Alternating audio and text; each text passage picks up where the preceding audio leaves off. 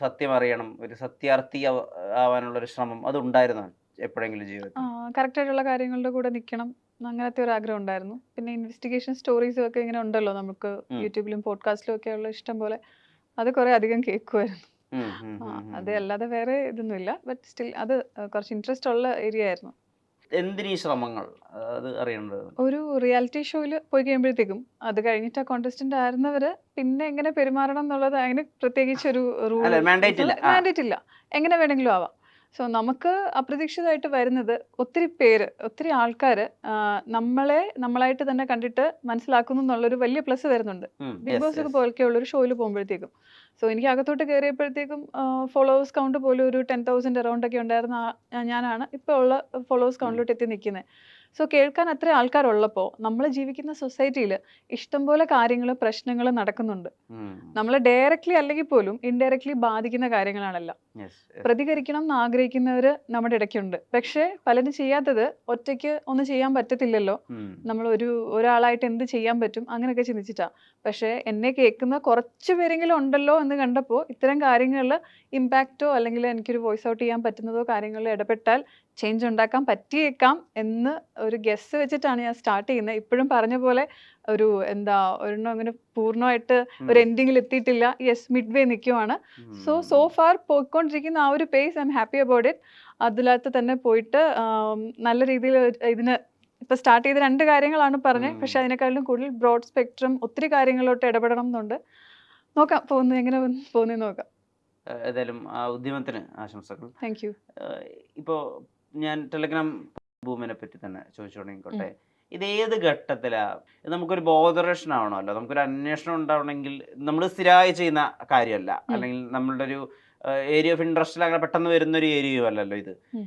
ഇതിനെ പറ്റി സംസാരിക്കണം, ഇത് അന്വേഷിക്കണം, ഇത് കണ്ടുപിടിക്കണം. ഒരു അനീതി നടക്കുന്നുണ്ട്.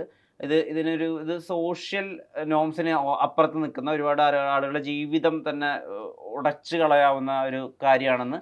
അത് ഏത് ഘട്ടത്തിലാണ് ഇതൊരു ബോധറേഷൻ ആവുന്നത്? ഇപ്പോ ആർക്കും ബോതറിങ് ഇല്ലാതെ ബോതേർഡ് അല്ലാതെ പോകാൻ പറ്റുന്ന ഒരു രീതിയിലല്ല ആ. ഇന്നത്തെ കാലത്ത് ഇത്ര സബ്സ്ക്രിപ്ഷൻ ആകട്ടെ, ടെലിഗ്രാമിലെ കോണ്ടന്റ് ആകട്ടെ, അതൊക്കെ പൊയ്ക്കൊണ്ടിരിക്കുന്നത്. ഇപ്പം ഇതൊന്നും ഉപയോഗിക്കാത്ത ആൾക്കാരുടെ ഫീഡിലാണെങ്കിൽ പോലും അറിയാതെ ഇങ്ങനത്തെ റീൽസ് വരുന്നുണ്ട്. ഉം. ഇപ്പം കുഞ്ഞുങ്ങളുടെ കൈ പോലും റീല് കൊടുക്കുന്ന സമയത്ത്, ഫോൺ കൊടുക്കുന്ന സമയത്ത് സ്ക്രോൾ ചെയ്ത് പോകുന്ന വഴിക്ക് വരാൻ ചാൻസ് ഉണ്ട്. ഉം. അത് ഒന്ന്. പിന്നെ ഞാൻ പെർട്ടിക്കുലർലി ഈ ഒരു പോയിന്റിലോട്ട് എത്താനുള്ള ഒരു കാര്യം, എനിക്ക് പരിചയത്തിലുള്ളൊരു കുട്ടിക്ക് തന്നെ ഇതുപോലെ ആ കുട്ടി എവിടെയും പോസ്റ്റ് ചെയ്യാത്ത ഒരു കോണ്ടന്റ് തന്നെ ടെലിഗ്രാം ചാനൽ വഴി ലീക്ക് ചെയ്ത് അത് സർക്കുലേറ്റ് ചെയ്യുന്നത് ആ ടെലിഗ്രാം ചാനലിൽ ഉണ്ടായിരുന്ന ഒരാൾ ഈ കുട്ടിയുടെ ഫാമിലിയൊക്കെ പരിചയത്തിലുണ്ടായിരുന്ന ഒരാളുമായിരുന്നു. അതിൽ ഉം. മെമ്പർ ഉം. ആയിട്ടുണ്ടായിരുന്നത്.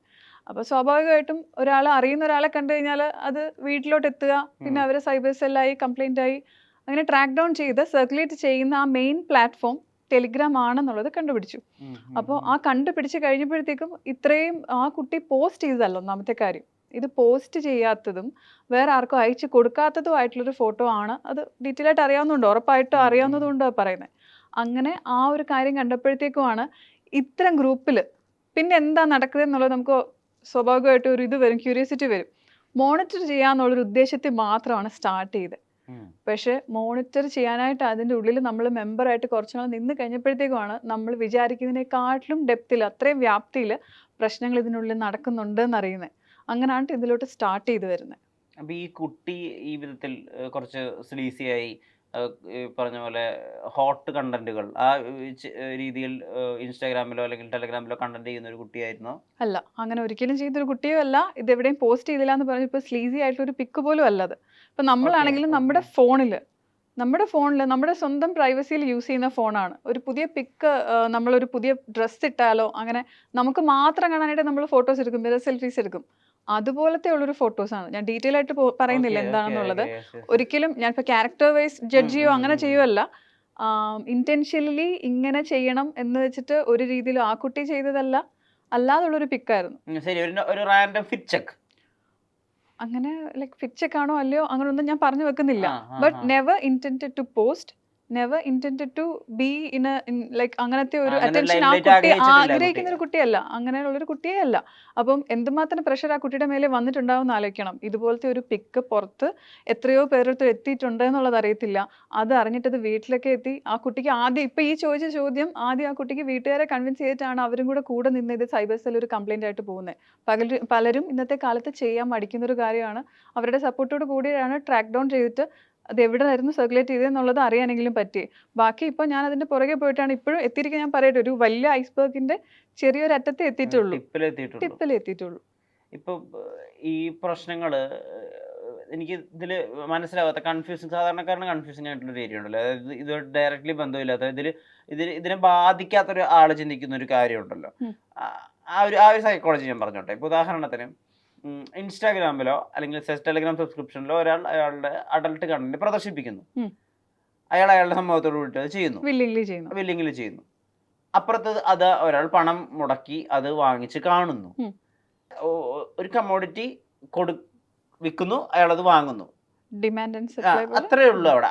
അതിനപ്പുറത്തേക്ക് ഇതൊരു ത്രട്ട് ആവുന്നുണ്ട്, ഇതിനൊരു പ്രൈവസി ബ്രീച്ചിങ് നടക്കുന്നുണ്ട്. അത് ഏത് ഘട്ടത്തിലാ സംഭവിക്കുന്നത്? ഇത് എങ്ങനെ അതൊരു ഭീകരതയാവുന്നത്? കൺസ്യൂം ചെയ്യാൻ ആൾക്കാരുണ്ട്, അങ്ങനെ മാത്രമായിട്ട് ഇത് Yes. മാറുന്നു.